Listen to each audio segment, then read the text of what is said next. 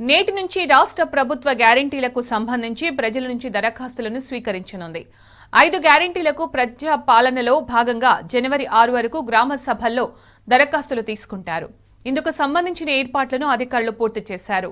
100 దరఖాస్తులకు కౌంటర్ను ఏర్పాటు చేసినట్లు సీఎస్ శాంతికుమారి తెలిపారు. అయితే రేషన్ కార్డు ఉన్నవారు మాత్రమే గ్యారెంటీలకు అప్లై చేసేందుకు అర్హులని రాష్ట్ర ప్రభుత్వం స్పష్టం చేసింది.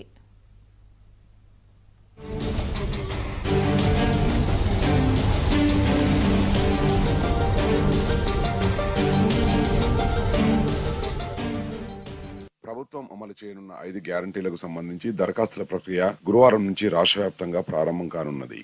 గురువారం నుంచి జనవరి 6వ తేదీ వరకు దరఖాస్తుల స్వీకరణ ప్రక్రియ కొనసాగనున్నది. ఇందుకు సంబంధించి అధికారులు ఆయా గ్రామాల్లో ప్రత్యేక కౌంటర్లతో పాటు ఇతర ఏర్పాట్లు చేస్తున్నారు. ప్రస్తుతం రేషన్ కార్డు కలిగి ఉన్న వారు మాత్రమే గ్యారంటీలకు దరఖాస్తు చేసుకోవాలని అధికారులు చెబుతున్నారు. అదేవిధంగా రైతు బంధు, ఆసరా పథకంలో ఇప్పటికే లబ్ధి పొందుతున్న రైతులు, వృద్ధులు తదితరులు మళ్లీ దరఖాస్తు చేసుకోవాల్సిన అవసరం లేదని, ఎవరైతే లబ్ధి పొందడం లేదో వాళ్లు మాత్రమే దరఖాస్తు చేసుకోవాలని సూచించారు.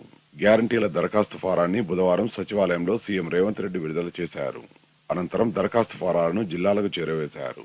చాలా వరకు ఆయా గ్రామాల్లోని కాంగ్రెస్ నేతలు దరఖాస్తు ఫారాల్ని జిరాక్స్ తీయించి ప్రజలకు పంపిణీ చేస్తున్నారు. మరికొన్ని చోట్ల అధికారులు పంచుతున్నారు. వాట్సాప్ లో దరఖాస్తు ఫారం సర్క్యులేట్ కావడంతో ఎవరికి వారు జిరాక్స్ తీసుకుంటున్నారు. దరఖాస్తు ఎలా చేయాలి, ఎవరెవరు చేయాలనే దానిపై అధికారులు ప్రజలకు అవగాహన కల్పిస్తున్నారు.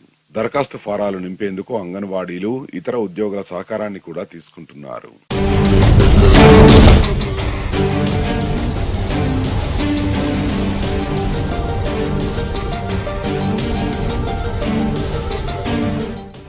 ఏ గ్రామంలో ఎప్పుడు దరఖాస్తులు తీసుకుంటున్నారనే సమాచారాన్ని ఇప్పటికే ఆయా గ్రామాల సర్పంచులు, కార్యదర్శులకు అధికారులు సమాచారం ఇచ్చారు. 3,626 మున్సిపల్ వార్డులతో కలిపి మొత్తం 16,395 ప్రదేశాల్లో ప్రజాపాలన సదస్సులు నిర్వహించడానికి రాష్ట్ర వ్యాప్తంగా 3,717 అధికార బృందాలను ఏర్పాటు చేశామని రాష్ట్ర ప్రభుత్వ ప్రధాన కార్యదర్శి శాంతికుమారి తెలిపారు. సీఎం విడుదల చేసిన ప్రజాపాలన దరఖాస్తు ఫారాలు అన్ని గ్రామాల్లో విస్తృతంగా అందుబాటులో ఉండేలా చర్యలు తీసుకోవాలని కలెక్టర్లను ఆమె ఆదేశించారు.